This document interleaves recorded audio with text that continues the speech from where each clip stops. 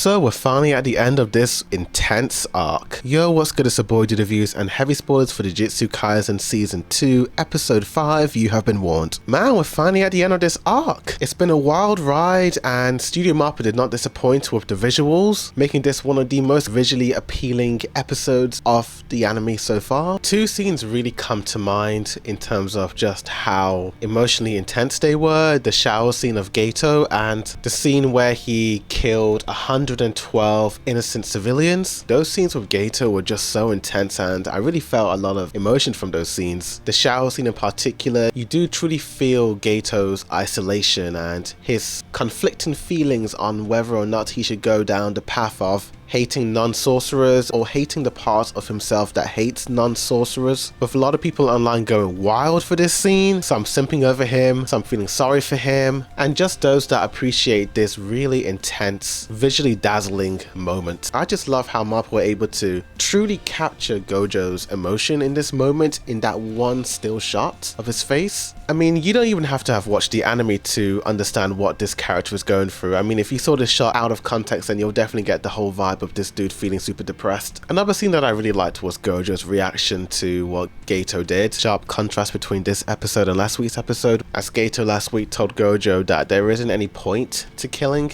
I don't know, after watching this episode, I just got the feeling that if Geto was around his friends a lot more and didn't go on too many missions alone, maybe he wouldn't have gone down this dark path. You have that sequence in the beginning of him on the train all alone going to another mission and just thinking about doing the same thing over and over again. And I think doing that all on his own really took a toll on him mentally. If Gojo was there by his side, I don't know, maybe things would have turned out differently. But I feel like it was Yuki, Todo Sensei, in the halfway point of the episode that really egged on Geto to go down the dark path that he went down on. And I feel like this discussion between Yuki and Geto truly made me understand Geto a whole lot more as we dive deep into what and how cursed spirits are created. How Geto feels that if he just killed every regular human that isn't a Jujutsu sorcerer, then cursed spirits wouldn't be created and there'd be no chaos and carnage and despair. After this conversation between Yuki and Geto, I kind of understood Geto a whole lot more, and honestly, he isn't wrong entirely, but man, did he have to do what he had to do to that village and his parents. But to be honest with you, that must have been a really mentally challenging exercise for him to do. I'm really curious to know where Yuki is right now. Does she know what happened to Geto and the path he went down on? I wonder if she somehow feels guilty of what Geto did to that village, and I wonder if she feels responsible for what happened to that village. And it was cool seeing baby Fushiguro, and I don't know if it's me, but there was this shot of baby Fushiguro looking up at Gojo and he looked so vulnerable in this shot, how the camera was looking down on him and Gojo was so intimidating in this shot with his shadow. But the way he looked at Gojo, he didn't have any fear. It kind of sort of foreshadows into how Fushiguro is going to be in the future, how he doesn't really show that much fear when it comes to confronting the big bad monsters. But it's kind of hilarious that this kid hasn't changed at all since then. And at the end of the episode, we do get to see our main cast of Itadori, Fushiguro and Nobara, and it's cool seeing the three musketeers once again. But I don't quite agree with some of the comments regarding their new art style. I think the art looks pretty good with them. It's very consistent with the previous seasons, but I suppose people just love that season 1 art style more. It is what it is. But I am hyped for this next arc. We gotta wait a couple of weeks for it. And a new theme song, which is cool. I might need to rewatch this arc just to prepare me for that next arc that we're gonna get. Oh yeah, that pen sequence? Phenomenal, dude. Looked like something out of some 90s Disney film, that fluid animation. I'll give this episode 8 out of 10 and an A-.